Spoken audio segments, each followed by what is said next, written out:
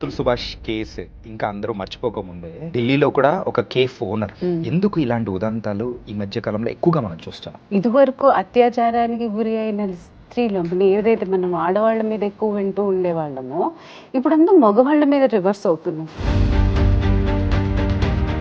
ఇప్పుడు వాళ్ళకి ఏంటంటే స్వేచ్ఛ అంటే తిరగడంలో కావాలి, ఎంటర్టైన్మెంట్లో కావాలి, తాగాలి, స్మోక్ చేయాలి, పార్టీస్కి వెళ్ళాలి, పబ్స్కి వెళ్ళాలి.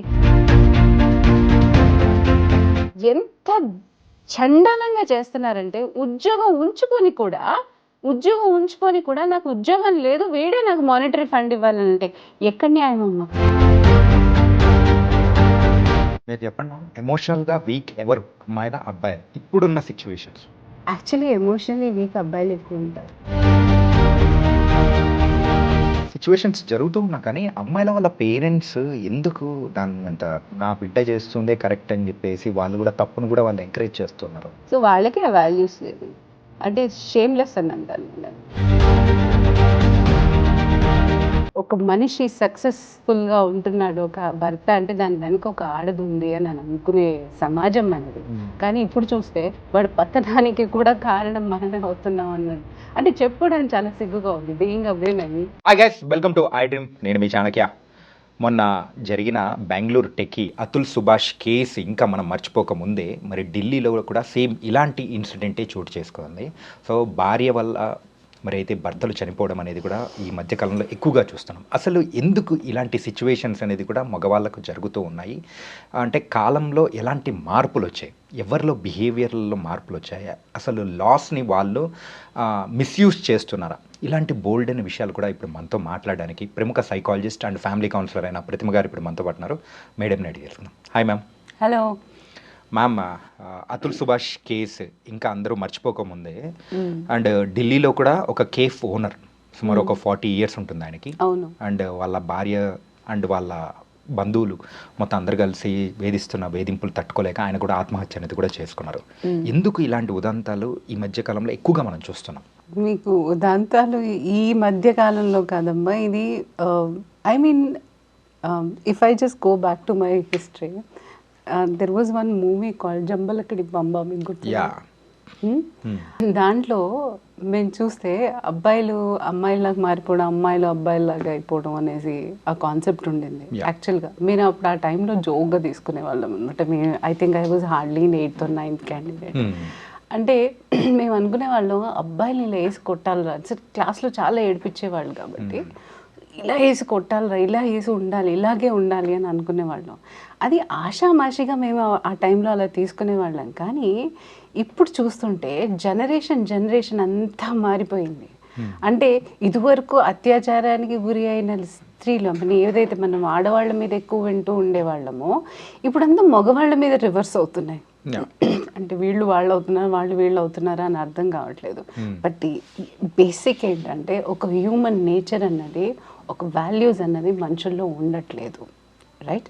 సో దానికి ఏదైనా కారణం అవ్వచ్చు, మన వాల్యూస్లో చేంజ్ అవ్వచ్చు, మన కల్చర్స్లో చేంజ్ వచ్చింది. అండ్ అడిషనల్గా ఈ వెస్ట్రన్ కల్చర్ అనేది ఎక్కువగా అడాప్ట్ చేసుకుంటున్నాం.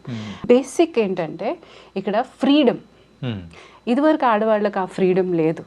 అంటే బయటికి వచ్చేటప్పుడు కూడా అమ్మ నాన్న కూడా ఉండి చాలా డిసిప్లిన్డ్ ఎన్వైర్న్మెంట్లో మేమంతా అలాగే పెరిగి వచ్చాము. ఏది వేసుకోవాలో, ఎలా వెళ్ళాలో, ఎక్కడికి వెళ్ళాలో అన్నీ పర్టికులర్గా మాది రిస్ట్రిక్టెడ్ ఫ్యామిలీ లాగే ఉండింది. అంటే ఇదివరకు జరిగేటప్పటికీ పేరెంట్స్ చాలా అలర్ట్గా ఉండి వాళ్ళని చూసుకుని చాలా జాగ్రత్తగా చూసుకునేవాళ్ళు. ఇప్పుడు వాళ్ళకి స్వేచ్ఛ కావాలి అన్నప్పుడు ఆ స్వేచ్ఛ అనేది చాలా రాంగ్ వేలో తీసుకుంటున్నారు. స్వేచ్ఛకి మనం నిజంగా ఎంటర్టైన్మెంట్కి చాలా డిఫరెన్స్ ఉంది కదా. స్వేచ్ఛ అనేది ఏంటి, మనం అంత రిస్ట్రిక్షన్ చేయకుండా మాకు కూడా కొంచెం ఫ్రీడమ్ ఇవ్వండి అని అంటాం. కానీ ఇప్పుడు వాళ్ళకి ఏంటంటే స్వేచ్ఛ అంటే తిరగడంలో కావాలి, ఎంటర్టైన్మెంట్లో కావాలి, తాగాలి, స్మోక్ చేయాలి, పార్టీస్కి వెళ్ళాలి, పబ్స్కి వెళ్ళాలి. కల్చర్ మారిపోట్లా, కంప్లీట్గా వెస్ట్రన్ కల్చర్కి వెళ్ళిపోతుంది. సో ఇప్పుడు చూడండి, ఇదివరకు అబ్బాయిలు చేస్తే అయ్యో అబ్బాయిలు అంటే తలనొప్పి ఇదే చేస్తారేమో అని అనుకునేవాళ్ళు. ఇప్పుడు వాళ్ళిద్దరికీ తేడా లేకుండా అమ్మాయిలు కూడా ఈక్వల్గా వెళ్తున్నారు. అవునా కదా, చాలా మటుకు చూస్తున్నాము. సో ఈ కల్చర్ డిఫరెన్స్ అనేది చాలా ఎఫెక్ట్ ఇస్తుంది ఇలాంటి దానికి.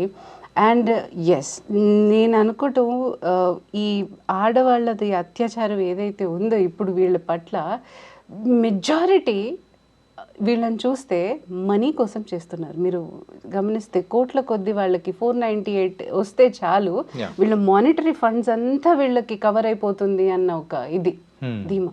ద ఫస్ట్ థింగ్ అదే ఉంటుంది. బేసిక్ ఐడియానే వాడిని జైల్లో తోస్తే చాలు, లేదు వీడు ఇవ్వట్లేదు మానిటరీ ఫండ్ అని అంటే ఇలాంటి కేసులు వేసి వాళ్ళ మీద హెరాస్మెంట్ ఇవ్వడం, హెరాస్మెంట్ చేయటం. దట్ ఈస్ చాలా చాలా రాంగ్. ఫస్ట్ ఆఫ్ ఆల్ ఆ వాల్యూస్ ఆడది అనగానే మనం ఫస్ట్ ఏమని ఉంటాం, ఓర్పు, సహనం, ఒక రమ్యత, అది కలుపుకోటుతనం, ఫ్యామిలీని ఉద్ధరించి పెంచేదే ఒక, అంటే కంప్లీట్గా టర్న్ చేసేదే ఒక ఆడది అనే ఆలోచన మనకు ఉండేది. ఇంకేమనుకుంటామని అంటే వాళ్ళు ఒక మనిషి సక్సెస్ఫుల్గా ఉంటున్నాడు ఒక భర్త అంటే దాని వెనుక ఒక ఆడది ఉంది అని అనుకునే సమాజం మనది. అలాంటి కల్చర్లోనే పెరిగాం. కానీ ఇప్పుడు చూస్తే వాడి పతనానికి కూడా కారణం మనమే అవుతున్నాం అన్నట్టు. అంటే చెప్పుకోవడానికి చాలా సిగ్గుగా ఉంది. Being a women, I mean I also feel very bad for them. రీసెంట్గానే నాకు ఒక కేసు వచ్చింది, the same thing, you know it happened. ఆ అమ్మాయి చాలా అడ్వాన్స్డ్. వీడిని ఏ విధంగా బ్లాక్మెయిల్ చేసి పెళ్లి చేసుకుందనంటే, నా ఫ్యామిలీలో చాలా ప్రాబ్లం ఉంది, సో వీడు జస్ట్ ఈ ఆన్లైన్ డేటింగ్ అనేది ఉంటుంది చూడండి, దాంట్లో ఇద్దరు పరిచయం అయ్యారు. పరిచయం అయ్యి సరే ఒకసారి కలుద్దాము అన్న దీంట్లో ఇలాగే జనరల్ డేటింగ్లో కలుస్తారు కదా వాళ్ళు, సో అలా కలవడం జరిగింది. కలిసిన తర్వాత ఈ అమ్మాయికి అబ్బాయి చాలా నచ్చేశాడు. సో నచ్చగానే 2-3 days కూడా ఆగలేదు. సరే మనం పెళ్ళి చేసుకుందాము, నువ్వే నాకు సర్వస్వం. ఇంకా మరి ఏ వీక్నెస్ పాయింట్ చూసిందో ఏం చూసిందో తెలియదు. సో ఈ అబ్బాయిని కంప్లీట్గా ట్రాప్లోకి తీసుకుంది. ఈ అబ్బాయి కూడా సరే ఈ అమ్మాయి బాగుంది కదా, అంటే నా లైఫ్ పార్ట్నర్, అంటే వాడేం చేశాడంటే సరే ఇప్పుడే కాదు రిలేషన్షిప్లో కొంత టైం ఇద్దాము అని చెప్పి 2 years దాకా వాళ్ళు కంప్లీట్గా ఒక డేటింగ్ మామూలుగా కలుసుకోవటం ఇలా అన్నీ చేసేవాళ్ళు. ఈ అమ్మాయి ఆ దాంట్లో కూడా చాలా మెంటల్ టార్చర్ ఇచ్చింది. అంటే గ్యాస్ లైటింగ్ అని అనమాట. కొంచెం చిన్న తప్పు చేసినా నువ్వు ఇంతే, నువ్వు మా అమ్మ నాన్నలాగే ట్రీట్ చేస్తున్నావు, మా అమ్మ నాన్న మూలన నాకు చాలా అవమానంగా ఉంది, నేను వాళ్ళ ఇంట్లో ఉండలేను, ఇంకా తొందరగా పెళ్లి చేసుకుందాము, అది ఇది అని చెప్పేది. నాకు సూసైడల్ థాట్స్ ఉన్నాయి, నేను సైకాలజిస్ట్ దగ్గర కూడా వెళ్ళాను, అది ఇది అని చాలా చెప్పింది. సో వీడేం చేశాడు, అది ఇప్పుడు ఒక మగాడికి చెప్తూ ఉంటే అయ్యో ఇది నన్ను ఇంత ప్రేమిస్తుంది, నన్ను ఇంత బిలీవ్ చేస్తుంది, అందుకే తన పర్సనల్ అంతా షేర్ చేసుకుంటుంది, పాపం నేను ఒక ప్రొటెక్టర్గా ఉండాలి దీనికి, అంటే నేను దీన్ని బాగా చూసుకోవాలి అన్న సహానుభూతి, ఎంపతి ఉన్నవాడైతే వాడు ఏం చేస్తాడు, ఇమీడియట్లీ నెక్స్ట్ సరే పాపం నువ్వు అలా కాదులే మన ఇద్దరం ఉందా, నేను చూసుకుంటాను అనే దీంట్లో వీడు పెళ్లి చేసుకున్నాడు. పెళ్లి చేసుకున్న రోజు నుంచి వాడు చెప్పిన టార్చర్ అంతా ఇంత లేదు. అది కౌన్సిలింగ్కి వచ్చినప్పుడు నాకు అంటే మొత్తం రికార్డింగ్స్లో చూపిస్తున్నారు వాడు ఎలా ఎలా ఎలా ఎలా టార్చర్ చేసిందో అమ్మాయి. ఆ అమ్మాయికి తాగుడు అలవాటు ఉంది, స్మోకింగ్ అలవాటు ఉంది, అండ్ చక్కగా డేటింగ్ యాప్స్లో వెళ్తుంది, పెళ్ళైన తర్వాత కూడా డేటింగ్లో వెళ్తుంది. అంటే ఈ అబ్బాయిని అన్ని విధాలుగా ట్రాప్ చేసిందనమాట. చేసి ఈ అబ్బాయి దగ్గర నుంచి మానిటరీ ఫండ్స్ లాగడం, అంటే సపోర్ట్ కోసం అని చెప్పి ఇప్పుడు ఉద్యోగానికి ఎక్కడ ఉద్యోగం వచ్చినా మానేసి ఈ తాగడం, ఈ స్మోకింగ్కి వెళ్ళటం, డేట్లకు వెళ్ళటం, పబ్బులకు వెళ్ళటం, డాన్స్లు ఆడుకోవడం, ఇదే అమ్మాయికి సరిపోయింది. అంటే వీడిని ఏం చేసింది, వీడికి ఏదైతే జీతం వచ్చేదో నెల జీతం అంతా దీని ఫ్యాషన్లకి, దీని మ్యానిక్యూర్స్కి, యూనో బ్యూటీ పార్లర్కి వెళ్తే వాళ్ళకి ఎంత బిల్ వస్తుందో అని, సో వీటన్నిటికీ వాడుకుంది ఆ అమ్మాయిని. సో ఇతను ఏం చేశాడు, ఇంక ఇవన్నీ తట్టుకోలేక వాళ్ళ అమ్మ నాన్నని కూడా సరిగ్గా ట్రీట్ చేయకపోవడంతో వాళ్ళ అమ్మ నాన్నకి చెప్పలేక, ఆ ప్రాబ్లమ్ ఒక్కడే కొడుకు అయిపోయేసరికి అమ్మ నాన్నకి చెప్పలేక వీడేం చేశాడంటే మొత్తానికి షిఫ్ట్ మకాం మార్చేశాడు. పోన్లే నువ్వు బాగుపడతావంటే మన ఇద్దరిని సపరేట్గా ఉందామని చెప్పి ఈ అమ్మాయిని తీసుకెళ్ళాడు. ఈ అమ్మాయిని తీసుకెళ్ళిన తర్వాత కూడా నరకం ఎలా ఉంటుందో అబ్బాయికి చూపించింది. సో ఇంకా అది తట్టుకోలేక బాధపడి ఇంకా ఈ అమ్మాయి ఎక్కడో డేటింగ్కి వెళ్ళింది ఆ టైంలో, అంటే హైదరాబాద్కి వచ్చి అబద్ధాలు చెప్పేసి వచ్చి ఇక్కడ ఎవరితోనో డేటింగ్కి వెళ్ళింది అనమాట. సో అలా ఈ అబ్బాయి తెలుసుకుని అదంతా తెలిసిన తర్వాత హైదరాబాద్కి వచ్చిన తర్వాత ఇక్కడికి వచ్చిన తర్వాత వాళ్ళ అమ్మ నాన్నతో ఇంకా ఉండబట్టలేక ఇంకా ఆగలేక అన్నీ చెప్పేశాడు. ఏదో ఒక టైంలో కూడా ప్రెషర్ అనేది కూడా ప్రెషర్ కుక్కర్ నుంచి బయటికి రావాలి, తట్టుకోలేకపోవడం, రోజున ఇంత హరాస్మెంట్, ఏది చేయకపోవటం, ఇంట్లో వంట చేయను నేను, నువ్వు చేసుకోపో, నువ్వు వెళ్ళి ఎక్కడ వండుకుంటావో వండుకో, ఆ దీంట్లో ఫ్రిడ్జ్లో ఉంది అంటే వీళ్ళు స్విగ్గీ ఇవన్నీ ఆర్డర్ చేయడం, తీసుకో అక్కడ తినేసేయి, నా వల్ల కాదు, నేను వంట చేయను, నేను అంతే అలా చెప్పడం మొదలెట్టింది. అంటే వాడికి ఎంత ఫ్రస్ట్రేషన్ ఉండాలి. అంటే ఆడది అంటే ఇది అని నేను చెప్పట్లేదు, బట్ ఇద్దరు కలిసి ఒక లవ్ మ్యారేజ్ చేసుకున్నారు, ఎంత అన్యోన్యతంగా ఉండొచ్చు వాళ్ళిద్దరు. అంటే పేరెంట్స్ దగ్గర నుంచి కూడా ఫ్రస్ట్రేషన్ లేదు, ఇక్కడ కూడా ఫ్రస్ట్రేషన్ లేదు, ఇద్దరు విడిగా ఉంటున్నారు కాబట్టి వాళ్ళకి ఆ స్వేచ్ఛను ఉంది. అండ్ యంగర్ జనరేషన్స్ వాళ్ళు ఇద్దరు ఉద్యోగాలు చేసుకుని చక్కగా బ్యాలెన్స్ లైఫ్ వాళ్ళు లీడ్ చేయొచ్చు. కానీ ఇలా జరగలేదు కదా. మరి ఈ ప్రాబ్లం అంతా ఇక్కడ ఈ అమ్మాయి దగ్గరే ఉందా? తర్వాత ఏం చేసింది, తీసుకెళ్ళి వీడు ఎప్పుడైతే నేను ఇంకా బయటపడిపోవాలి అని అనుకున్నాడో వెళ్ళి సెక్షన్ 498 కేసు వేసేసింది ఆ అబ్బాయి మీద. Main thing dowry harassment. అమ్మ వాళ్ళు మేము అసలు ఏ హరాస్ చేయలేదు బాబు తిని, అసలు వీళ్ళకి మేమే డబ్బులు ఇచ్చాము అమ్మాయికి అని మొత్తుకున్నా ఇది వినకపోవటం అమ్మాయి. అంటే అంత హెరాసింగ్ ఉంటుంది ఆ అమ్మాయి ఆ అబ్బాయికి. రీసెంట్ టైమ్స్లో ఇన్స్టాలోనో యూట్యూబ్లోనో ఒక వీడియో చూశాను. ఒక గ్రూప్ ఆఫ్ గర్ల్స్ అందరు కూర్చో ఉన్నారు. సో కొంచెం అంటే వాళ్ళు సాఫ్ట్వేర్ కొంచెం హై క్లాస్ ఉన్న వాళ్ళు కూర్చొని వాట్స్ యువర్ గోల్ అనేటప్పటికి ఏముంది, నేను ఒకరిని చూసి పెళ్ళి చేసుకుంటాను, ఒక 2 yearsలో వాడికి బిడాకులు అనేది ఇచ్చేసేసి వాడి దగ్గర నుంచి వచ్చే భరణం అనేది నేను తీసుకుంటాను అని చెప్పేసి దట్ వాస్ అనదర్ లాంగ్వేజ్ ఇదనమాట. చూసేటప్పటికి ఏంటి అమ్మాయిల మైండ్ సెట్ ఏంటి ఇట్లుందా ఏంటా అని చెప్పేసి ప్రజెంట్ ఇప్పుడున్న అబ్బాయిలంతా కూడా భయపడుతున్నారు. భయపడాల్సిన ఏజ్ వచ్చేసింది. ఇది అమ్మాయి అబ్బాయే కాదమ్మా, అమ్మాయిల్లో కూడా జరుగుతుంది. నేను అందరినీ 100% ఇట్లాగే ఉంటారని నేను చెప్పను, because I can't taboo them in that way. It is wrong thing to do. But ఏంటంటే ఈ కల్చర్, ఈ ఎఫెక్ట్ అంటే మనీ అంటే పిచ్ ఎక్కువ పెరగడంతో, అంటే ఇక్కడ పాకెట్ మనీ ఎక్కువ కావాలి, జల్సా అంటే అంటే మనకి ఇక్కడ చూడండి ఎంజాయ్మెంట్ డెఫినేషన్ మారింది ఈ కాలంలో. ఎంజాయ్మెంట్ అంటే పబ్కి వెళ్ళడం, ఎంజాయ్మెంట్ అంటే తాగడం, ఎంజాయ్మెంట్ అంటే స్మోక్ చేయడం వాళ్ళతో పాటు, సో డేటింగ్కి వెళ్ళడం, లేదనంటే ఎక్కడైనా ట్రెక్కింగ్, ఇవన్నీ ఎంటర్టైన్మెంటే కదా వాళ్ళకి. సో దీనికి కావాల్సింది ఏంటి, మనీ. సో ఆ లగ్జరియస్ లైఫ్కి మనకు డెఫినేషన్ మారిపోయింది. మనం ఇదివరకు చుట్టాలు వస్తే మంచిది, వాళ్ళతో పాటు కనీసం కూర్చుని భోజనం చేస్తే మనకు పెద్ద పండుగ ఉండేది. ఇప్పుడు మన డెఫినేషన్సే మారిపోయాయి కదా. సో వీళ్ళు న్యాచురల్గా they are just getting tempted to earn more and lead a complete free life and they don't want to get into relationship. ఈ 1-2 ఏళ్ళ తర్వాత వాళ్ళు వాష్ చేసుకుని బయటికి వచ్చేసేయాలి. సో ఇప్పుడు చేసుకుని వచ్చిన తర్వాత ఒకవేళ అతను డివోర్స్ ఫైల్ చేస్తే ఈ అమ్మాయికి మానిటరీ సపోర్ట్ ఇవ్వాల్సిందే. ఎంత చండాలంగా చేస్తున్నారంటే ఉద్యోగం ఉంచుకొని కూడా నాకు ఉద్యోగం లేదు, వీడే నాకు మానిటరీ ఫండ్ ఇవ్వాలని అంటే ఎక్కడ న్యాయమమ్మా? Non sense. కాకపోతే వాడేదో వాడి జీవితం వాడు చూసుకునే సరిపడా చేసుకుంటున్నాడు అంటే వాడికి ఎక్కువ ఉండొచ్చు, నేను చెప్పడం ఉంది. కానీ నువ్వు కూడా సంపాదించే పొజిషన్లో ఉన్నావు కదా, నీ కాళ్ళు చేతులు బాగున్నాయి కదా, మరి నువ్వు కూడా నీ ఉద్యోగం ఏదో నువ్వు చూసుకోవాలి కదా. అలా కాకుండా మొత్తం వీడి మీద డిపెండ్ అయ్యి వాళ్ళ ఆస్తుల్ని కూడా నాకు కావాలి, ఎందుకంటే నేను పెళ్లి చేసుకున్నానన్న రీజన్తో నువ్వు కంప్లీట్ ఆస్తి మీద హక్కు, ఆ మనిషి మీద హక్కు, ఆ మనిషి జీతం మీద హక్కు. How can you take it అన్నట్టు. అఫ్ కోర్స్ న్యాచురల్గా నిజమైన ప్రాబ్లం ఉండి అన్ఎడ్యుకేటెడ్ ఉండి పిల్లలు ఉంటే వీడికి బాగా తిక్కుండి వీడు వదిలేస్తే డెఫినెట్గా he has to pay no other go. ఈ భరణం గురించి మాట్లాడితే, సో లాస్ట్ టైం కూడా ఒక వీడియో వైరల్ అయింది కదా. సో కోర్టులో జడ్జి వచ్చి ఒక లేడీ సో ఇక్కడ డిఫార్మేషన్ కేసు అనేది కూడా ఫైల్ చేస్తే మంత్లీ ఒక 6 lakhs అనేది కూడా ఇవ్వాలి భరణము. అంటే ఏంటి మంత్లీ నాన్నని ఆవిడ అడిగింది అనమాట.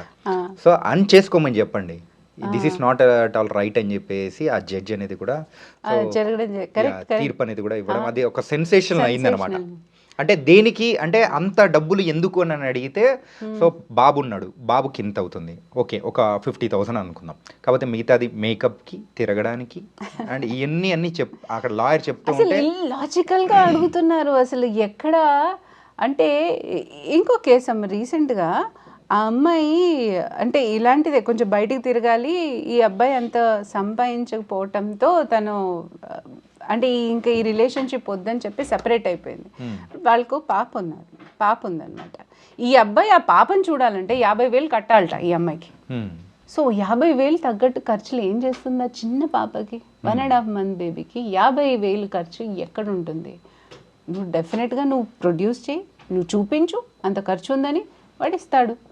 మరి చూపించదే, ఆ జల్సాలకి ఏం అవసరం అంతా? అర్థం కావట్లేదు 2 lakhs 3 lakhs నాకు కావాలి నెలకి అని అంటే మీరు ఖర్చులు చూపించండి. అంటే అనవసరమైన ఖర్చులకి అవసరమైన ఖర్చులకి వ్యత్యాసం ఉంటుంది కదా, దాన్ని బట్టి అతను ఇంత అని ఫలానా జీతం అని ఇస్తాడు. కానీ మీరు అండ్యూ అడ్వాంటేజ్ మాత్రం తీసుకోకూడదు ఈ రిలేషన్షిప్లో, అది మహాపాపం. వాళ్ళు మాత్రం ఎలా చదువు, అందుకే నా ఫ్రస్ట్రేషన్తో ఇంకేం చేయాలో తెలియకుండా సూసైడ్ చేసుకుంటాను. ఎందుకంటే లా అంటే it should not be there, but majority ఏంటంటే ఇన్ ఫేవర్ ఆఫ్ ఫీమేల్ ఎక్కువ పాస్ అవుతుంది, ఇన్ ఫేవర్ ఆఫ్ ఫీమేల్. ఎందుకనంటే they are considered to be a weaker section. ఇదివరకు ఉన్నది అంటే ఇదంతా కన్వీనియన్స్ వాళ్ళకి చెయ్యాలి పెట్టాలి అన్నట్టు ఒక ప్రొజెక్షన్ మూలాన అంత తీసుకొచ్చారు అలా అని. కానీ మనం ఏం చేస్తున్నాం అంటే we are taking advantage of it, దుర్వినియోగం చేసుకోవడం ఆ పవర్ని. కానీ ఇలా చేయడం వల్ల ఎవరికైతే నిజంగా అమ్మాయిలు ఎవరైతే వాళ్ళు బాధింపబడుతున్నారో వాళ్ళకు కూడా న్యాయం అనేది కూడా జరిగే సిచ్యువేషన్స్ కూడా తగ్గుతూ ఉన్నాయి. కొంచెం ఇంపతి అనేది చూపించే టైంలో ఇలాంటిది ఎన్ని కామన్ అయ్యారా అని చెప్పేసి నిజంగా బాధపడుతున్న వాళ్ళు, అబ్బాయిలు ఎవరైతే హెరాస్ చేస్తుంటారో అమ్మాయిని పెళ్ళైన తర్వాత, అలాంటి వాళ్ళ మీద కూడా ఉన్న అంటే దాన్ని కూడా మనం పాజిటివ్గా తీసుకోలేకపోతున్నాం, తీసుకోలేం కూడా ఇంకా. Because it has been reverse కదా, ఇరువైపులా నడుస్తుంది. ఇంకా అమ్మాయిలు అలాగే ఉన్నారు, అబ్బాయిలు అలాగే ఉన్నారు. ఎవరు నన్ను బ్లేమ్ చేస్తారు? రిలేషన్షిప్ అనేది ఇది ఒక కొత్త షర్ట్ కొనుక్కొని నెక్స్ట్ అది నచ్చకపోతే పారేసే టైప్లో తయారయ్యాం మనం కూడా. మనకి ఏం నచ్చకపోయింది వదిలేస్తాము, నచ్చితే తీసుకుంటాం. ఒక రిలేషన్షిప్ చాలా సేఫ్గా ఉంటుంది ఏంటంటే అమ్మ నాన్న, వాళ్ళని మార్చలేం కదా జీవితంలో. సో అదొక్కటే మనకి, మిగతావన్నీ మన ఇష్టానుసారంగా డీల్ చేయడం. పిల్లలు తర్వాత వస్తే పిల్లలు పుట్టాక పిల్లలు వాళ్ళని మార్చలేవు, వీళ్ళొద్దు మనం ఇంకోళ్ళు కావాలని అనుకుంటే కుదరదు కదా. సో ఈ బ్లడ్ రిలేషన్ ఇది అయితే చాలా దగ్గరలో ఉంటుంది. మిగతా అన్ని రిలేషన్షిప్ మాత్రం మనకి అసలు దానికి అర్థం అనేదే లేదు అన్నట్టు అయిపోయింది. మీరు చెప్పండి మ్యామ్, ఎమోషనల్గా వీక్ ఎవరు, అమ్మాయిలా అబ్బాయిలా ఇప్పుడున్న సిచ్యువేషన్స్లో? యాక్చువల్లీ ఎమోషనలీ వీక్ అబ్బాయిలు ఎక్కువ ఉంటారు, అబ్బాయిలు ఎక్కువ. వాళ్ళకి తెలియదు మనకి. నేను చెప్తున్నాను కదా ఈ జనరల్ సామెత, చిన్నప్పటి నుంచి అబ్బాయిలను మెంటల్గా స్ట్రాంగ్ ప్రిపేర్ చేద్దాం అంటే వాడు ఎమోషన్గా కొంచెం ఏడుస్తున్నా, ఏంట్రా ఆడపిల్లలాగా ఏడుస్తున్నావు, నీకేమైనా పిచ్చా, ఎంత అసహ్యంగా ఉంది చూడు, ఎందుకు ఏడుస్తున్నావు అని అంటాం. ఏం వాడికి ఉండద్దా ఎమోషన్, వాడికి ఉండద్దా? అప్పుడు ఏమవుతుంది, సప్రెస్ చేసుకొని చేసుకొని చేసుకొని చేసుకొని ఒకేసారి బ్లాస్ట్ అయిపోతారు. వాళ్ళకి ఎమోషన్స్ ఉండవని ఎలా అనుకుంటాం? అందుకే కదా తాగుళ్ళకి తిరుగుళ్ళకి ఎక్కువ వాళ్ళే బానిసలు ఎక్కువ అవుతూ ఉంటారు. ఫస్ట్ మొదట్లో వచ్చే లిస్ట్ వాళ్ళదే ఎక్కువ ఉంటుంది. తర్వాత లేడీస్ ఏంటంటే చెప్పేసుకుంటూ ఉంటారు. సో వాళ్ళ బాధ తగ్గుతుంది, వాళ్ళు ఒక చోట ఆగరు, ఒకరితో షేర్ చేసుకుంటున్న తర్వాత వచ్చేసరికి వాళ్ళే లైట్ అయిపోతారు. కానీ అబ్బాయిలు అలా కాదు, తొందరగా బయటపడలేరు. బయటపడ్డారని అనుకోండి, ఎవరన్నా ఏమన్నా అనుకుంటారేమో మా గురించి, మెంటల్గా మీరు కూడా అన్వయించే ఉంటారు. You can't come out like that. So you may say that అయ్యో ఎవరన్నా ఏమన్నా అనుకుంటే, వాడు నా గురించి తక్కువగా అనుకుంటే, అంటే నేను చాలా స్ట్రాంగ్గా కనిపించాలి, గంభీరంగా, ప్రొజెక్షన్ అదే ఇస్తాం కదా అబ్బాయిలు అంటే. ఒరేయ్ నువ్వు చాలా స్ట్రాంగ్గా ఉండాలిరా, ఇంకా నువ్వు ఫ్యామిలీ నువ్వు చూసుకోవాలిరా అని ప్రతిసారి చెప్పేది అదే వాడికి. మరి వాడికి అలా చెప్తూ ఉంటే వాడు బయటపడే ఛాన్సెస్ ఎక్కడిస్తున్నాం మనం? అందుకని పాపం ఎమోషనల్గా వాళ్ళే ఎక్కువ వీక్ ఉంటారు అమ్మాయిల కంటే. అమ్మాయిలు చెప్పేసి కూల్ అయిపోతారు. అంటే ఇలా సిచ్యువేషన్స్ జరుగుతూ ఉన్నా కానీ అమ్మాయిల వాళ్ళ పేరెంట్స్ ఎందుకు దాన్ని అంత, అంటే నా పాప చేస్తూ ఉందే, నా బిడ్డ చేస్తుందే కరెక్ట్ అని చెప్పేసి వాళ్ళు కూడా తప్పును కూడా వాళ్ళు ఎంకరేజ్ చేస్తున్నారు. సో వాళ్ళకి ఆ వాల్యూస్ లేదు, అంటే షేమ్లెస్ అని అంటాను నేను అది. అంటే ఎలా చెప్పాలి ఇది అని అంటే ఒక అవతలాడు వ్యక్తిత్వం మీద కానీ ఒక ఎంపతి అండ్ సింపతి లేకపోతే జాలి దయ అసలు ఏమీ లేకపోవటం. అంటే కూతురికి బ్లైండ్గా సపోర్ట్ చేస్తున్నాడు అంటే వాడికి కూడా ఫైనాన్షియలీ బాగా కావాల్సి ఉంటుంది. సో దే ఆర్ మెనిప్యులేటివ్ అనాలి, ఇది మెనిప్యులేటివ్ రిలేషన్షిప్పే.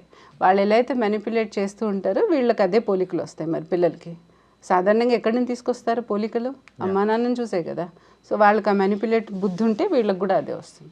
వాళ్ళకి అది లేకపోతే వీళ్ళకి కూడా కనీసం ఒక సమాజంలో కరెక్ట్గా బతకాలి అనేది ఏంటా అనేది తెలుస్తుంది.